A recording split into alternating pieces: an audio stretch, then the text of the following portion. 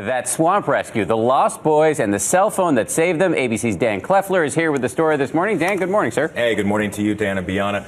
Well, like a lot of kids around the country, these two boys from Massachusetts are trying to pack in as much fun as they can on this holiday break. But unfortunately for them, they may have been a bit too ambitious in their search for adventure.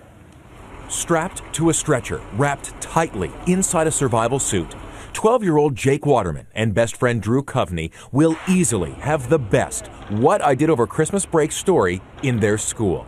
It started harmlessly enough, an afternoon hike around the property behind Drew's house. I kind of dragged him into it.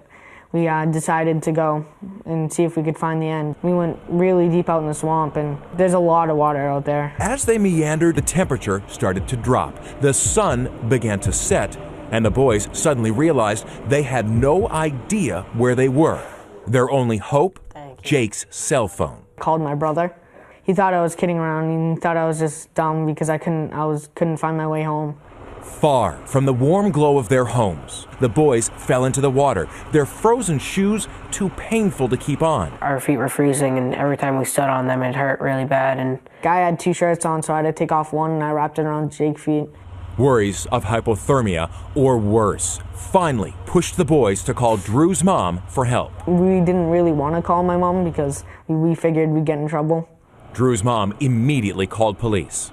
We activated the sirens of our cruisers to see if they could hear it. They said they did hear that siren, but we knew they were a distance off.